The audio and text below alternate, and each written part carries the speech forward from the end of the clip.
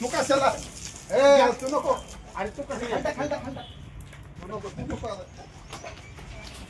बघ आता काय करते नाही असं आपण रोज असं भेटतो ना सासवड बांधकाम विभागाचा निषेध असो सासवड बांधकाम विभागाचा निषेध असो ऐका ना बाबा तुम्ही काय होते ऐका ना शासन हा पार्ट वेगळा आम्ही पूर्ण प्रयत्न करणार की बाबा त्याचं काम केलंच त्याला पत्र काढणार त्याला प्रेशर करणार तुझं बाबा टेंडर कॅन्सल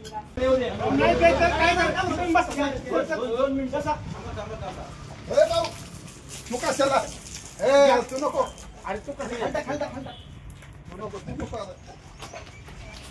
बघ आता काय करते नाही असं आपण रोज असं भेटतो ना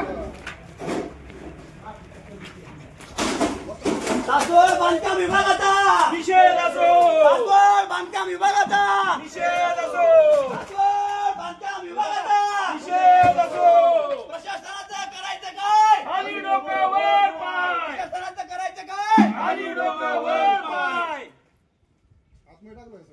बांधकाम विभागाचा निषेध असो बांधकाम विभागाचा निषेध असो बांधकाम विभागाचा निषेध असो कुठे येतात पाणी वाडा भरपूर नाही की पाणी चला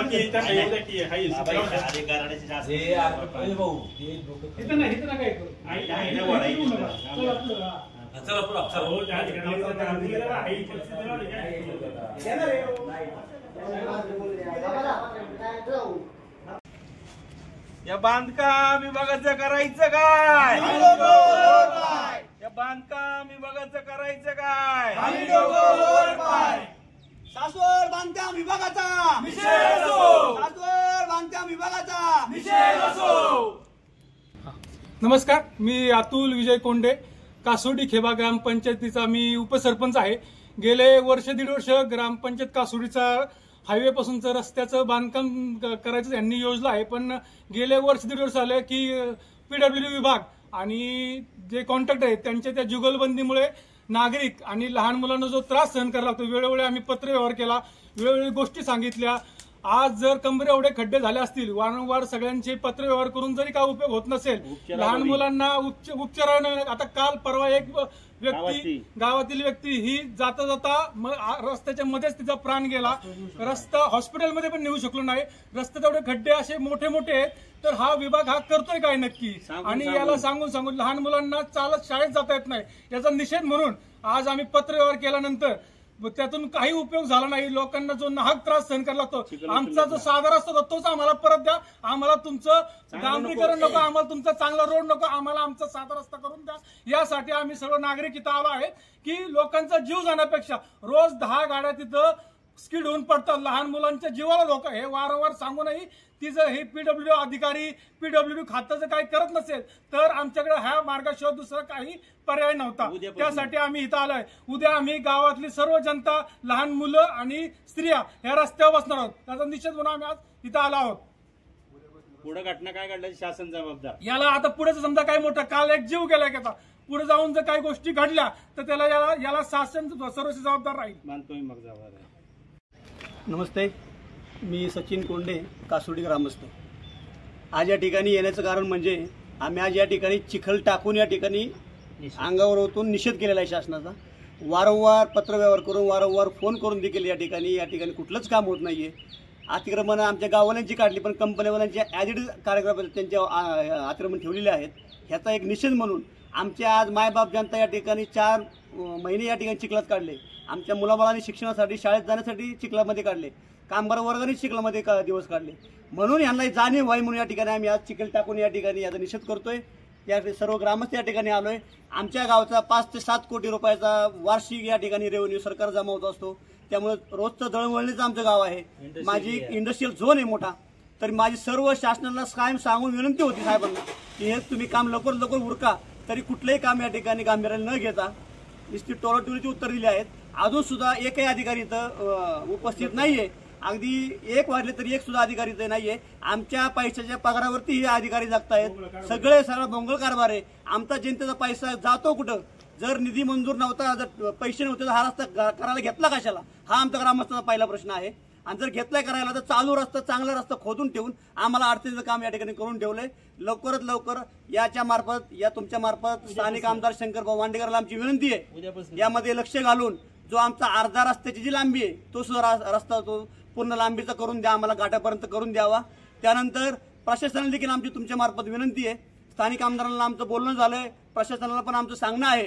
त्यानंतर स्थानिक जे नेते आहेत माननीय श्री रमेश बापू कोंडे यांना देखील आमचं फोनवरती माझं बोलणं झालेलं आहे. बापूंनी सुद्धा सांगितलं की लवकरात लवकर तुम्ही तुमच्या पद्धतीने निषेध व्यक्त करा, तुम्हाला जे काही अडचण असेल ते माझ्यातर्फे सोडवली जाईल असं आम्हाला बापूंनी शब्द दिलाय. तर मी तुमच्या मार्फत स्थानिक आमदार जे आहेत शंकरभाऊ वांडेकर यांना विनंती करतो की तुम्ही लवकरात लवकर यामध्ये लक्ष घालून या ठिकाणी या रस्त्याचं काम जो अर्धवट आहे तो पूर्ण करावा. नाहीतर आता आम्ही आमच्या अंगावरती ओतून घेतलाय, येणाऱ्या काळामध्ये इथं चिखलपेक ही अधिकाऱ्यांवरती केली जाईल, एवढं तुम्ही लक्षात ठेवावं.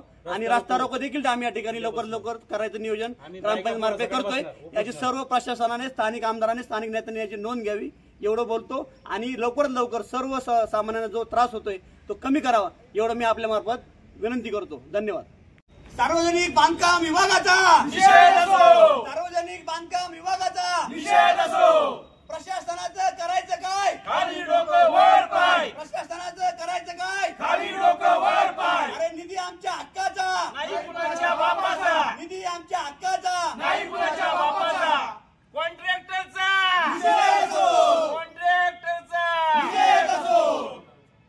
ज्या गोष्टी काढल्या तिथे बी नियोजन आम्ही फोन करायचा, तुमच्याकडे नियोजन नाही. आमच्या ग्रामस्थांच्या लोकांनी काय केलं, हाताने आधी पण काढून घेतली. चला माझी पडवी जाते ना, माझा रूम जाते, ऐका 2 मिनिटं माझा ऐका. तर आम्ही हाताने काढून घेतल्या आणि जिथं जिथं अडचण तिथं आम्ही ग्रामात उभे राहतोय ना, कंपनीदारांना कंपाऊंड काढायला. एक महिना झाला त्या गोष्टीला, आज किंवा आहेच अशी ऍजिटी ठेवली. कशाकरता ठेवले? मग आमच्या ग्रामस्थांच्या खाली 20 नाव ते लावलं. 25 दिवसापूर्वी मॅडम आलते. मॅडमला काय म्हणलं, मॅडम म्हणलं पाऊस आहे. मॅडम म्हणलं मॅडम सर म्हणलं काम बंदच आहे. काम बंद आहे, काम बंद आहे. काम बंद आहे कसंच म्हणता तुम्ही? काय काम चालू सांग मला आज. हे बघा 8 दिवस झालं. आज काय काम चालू मला सांगा. रात्री काम होतं. आज काय आता काय काम?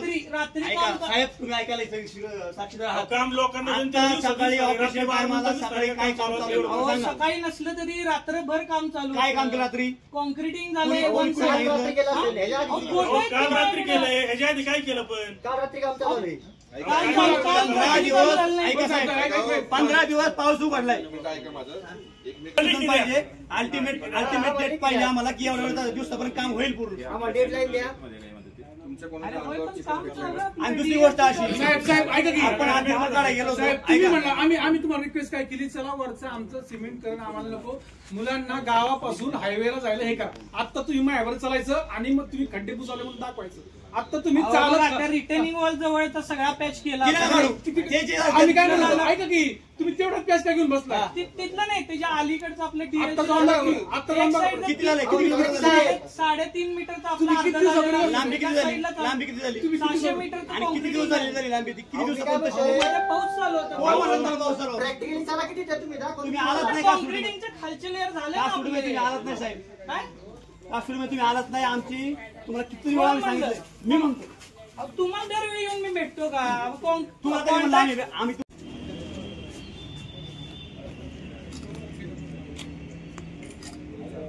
या बघ, सोडू द्या.